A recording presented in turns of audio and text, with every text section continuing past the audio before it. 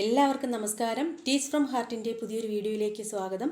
എൻ്റെ പ്രിയപ്പെട്ട വിദ്യാർത്ഥികളെ, NIOS +2ൻ്റെ 2022 ഒക്ടോബർ ബാച്ചിൻ്റെ അസൈൻമെൻറ്റ് ക്വസ്റ്റ്യൻസ് നിങ്ങളുടെ NIOS സൈറ്റിൽ ലഭ്യമായി കഴിഞ്ഞു.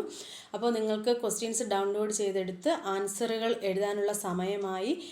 പിന്നെന്താണ്, ഓൺലൈനായിട്ടാണ് ഈ വർഷം നിങ്ങൾക്ക് അസൈൻമെൻറ്റുകൾ സബ്മിറ്റ് ചെയ്യേണ്ടത്. നമ്മുടെ തമ്പനയിൽ കണ്ടതുപോലെ 5 സബ്ജക്റ്റുകൾക്കുള്ള ആൻസറുകൾ ഒറ്റ വീഡിയോയിൽ ഈ 3 കാര്യങ്ങളെക്കുറിച്ച് പറയാനാണ്. ഒന്നാമതായി NIOSൻ്റെ ആൻസറിനെ കുറിച്ചും, അതുപോലെ തന്നെ ഓൺലൈനായിട്ട് എങ്ങനെയാണത് സബ്മിറ്റ് ചെയ്യേണ്ടത് എന്നതിനെക്കുറിച്ചും, പിന്നെന്താണ് 5 സബ്ജക്റ്റുകൾക്കുള്ള TMA നമ്മുടെ ഈ ഒരു വീഡിയോയിൽ നിന്ന് എങ്ങനെ ലഭ്യമാകും, ഈ 3 കാര്യങ്ങളെക്കുറിച്ച് പറയുന്നതിന് വേണ്ടിയിട്ടാണ് നിങ്ങളുടെ മുന്നിൽ ഞാൻ എത്തിയിരിക്കുന്നത്.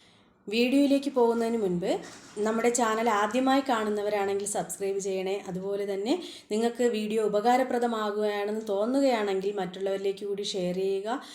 നമ്മൾ എഡ്യൂക്കേഷനുമായി ബന്ധപ്പെട്ട വീഡിയോസ് ആണല്ലേ, അപ്പോൾ ആർക്കെങ്കിലും ഉപകാരപ്രദമാകുമെങ്കിൽ നമ്മളെക്കൊണ്ട് കഴിയുന്നൊരു സഹായം. അപ്പോൾ എല്ലാവരും ഈ വീഡിയോ ഷെയർ ചെയ്യണം. അസൈൻമെൻറ്റിൻ്റെ കാര്യം തന്നെ ഞാൻ ആദ്യം പറയാം. 2022 ഏപ്രിൽ ബാച്ചിൻ്റെ അസൈൻമെൻറ്റിൻ്റെ സെയിം ക്വസ്റ്റ്യൻസ് തന്നെയാണ് ഒക്ടോബർ ബാച്ചിനും എഴുതാനായിട്ടുള്ളത്. അപ്പോൾ അവർക്ക് വേണ്ടിയിട്ട്, ഏപ്രിൽ ബാച്ചിന് വേണ്ടിയിട്ട് ഞാൻ 5 സബ്ജക്റ്റുകൾ, അതായത് English, Malayalam, sociology, history, politics എന്നീ സബ്ജക്റ്റുകൾ നമ്മുടെ ചാനലിൽ അപ്ലോഡ് ചെയ്തിട്ടുണ്ടായിരുന്നു. അപ്പോൾ നിങ്ങൾക്ക് അത് ഉപയോഗപ്പെടുത്താവുന്നതാണ്. ഒരുപാട് വിദ്യാർത്ഥികൾ എന്നോട് ചോദിച്ചു അസൈൻമെൻറ്റ് എഴുതാൻ ഹെൽപ്പ് ചെയ്യാമോ എന്ന് ചോദിച്ചു. അതുകൊണ്ടാണ് ഇങ്ങനെ ഒരു വീഡിയോ ചെയ്യാമെന്ന് കൂടി ഞാൻ ഉദ്ദേശിച്ചത്. അപ്പോൾ ഹിസ്റ്ററിയും അതുപോലെ തന്നെ പൊളിറ്റിക്സും, അതിൻ്റെ ഇംഗ്ലീഷ്, മലയാളം 2 ക്വസ്റ്റ്യൻസിൻ്റെയും, ഇംഗ്ലീഷിൻ്റെ ആയാലും മലയാളത്തിൻ്റെ ആയാലും 2 രീതിയിലുള്ള ക്വസ്റ്റ്യൻസിൻ്റെ ആൻസേഴ്സും നിങ്ങൾക്ക് അവിടെ നിന്ന് ലഭിക്കുന്നതാണ്.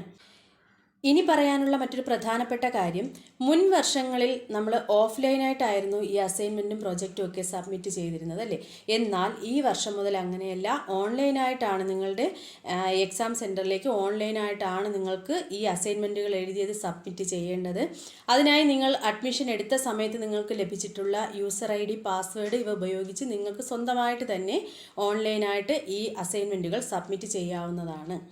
പിന്നെ ശ്രദ്ധിക്കാനുള്ളത്, ഈ സബ്മിറ്റ് ചെയ്ത് കഴിഞ്ഞതിന് ശേഷം നിങ്ങൾ എഴുതിയ ഈ അസൈൻമെൻറ്റ് പേപ്പർ ഒരു കാരണവശാലും നിങ്ങളുടെ കയ്യിൽ നിന്ന് നഷ്ടപ്പെടാൻ പാടുള്ളതല്ല. നിങ്ങൾ സൂക്ഷിച്ച് വയ്ക്കുക.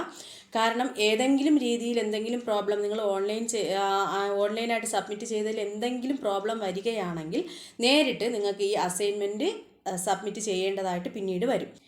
ഓൺലൈനായിട്ട് ഞാൻ സബ്മിറ്റ് ചെയ്ത് കഴിഞ്ഞല്ലോ എന്ന് വിചാരിച്ച് ആരും അസൈൻമെൻറ്റും പ്രോജക്റ്റും ഒക്കെ എഴുതിയത് നഷ്ടപ്പെടുത്തരുത്. അത് കയ്യിൽ സൂക്ഷിച്ച് തന്നെ വയ്ക്കുക. പിന്നീട് എന്തെങ്കിലും നിങ്ങൾക്ക് അതുമായി ബന്ധപ്പെട്ട് പ്രോബ്ലം വരികയാണെങ്കിൽ ഇത് നിങ്ങൾക്ക് സബ്മിറ്റ് ചെയ്യേണ്ടതായിട്ട് വരും.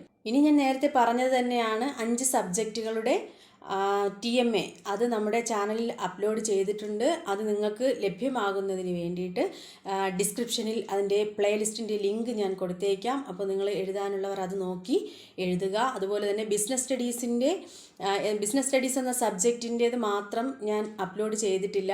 ആർക്കെങ്കിലും ബിസിനസ് സ്റ്റഡീസിൻ്റെ അസൈൻമെൻറ്റ് ആവശ്യമുണ്ടെങ്കിൽ അറിയിച്ചാൽ അതും എഴുതി തരാം. അങ്ങനെ ഹെൽപ്പ് ചെയ്യാവുന്നതാണ്. അപ്പോൾ ഇത്രയും കാര്യങ്ങൾ അറിയിക്കുന്നതിന് വേണ്ടിയിട്ടാണ് ഇന്നത്തെ വീഡിയോ. അപ്പോൾ എല്ലാവരും മറ്റുള്ളവരിലേക്ക് കൂടി നമ്മുടെ വീഡിയോസ് ഷെയർ ചെയ്യുക. ചാനൽ സബ്സ്ക്രൈബ് ചെയ്യാത്തവർ സബ്സ്ക്രൈബ് ചെയ്യുക, സപ്പോർട്ട് ചെയ്യുക. നന്നായിട്ട് പഠിക്കുക. താങ്ക്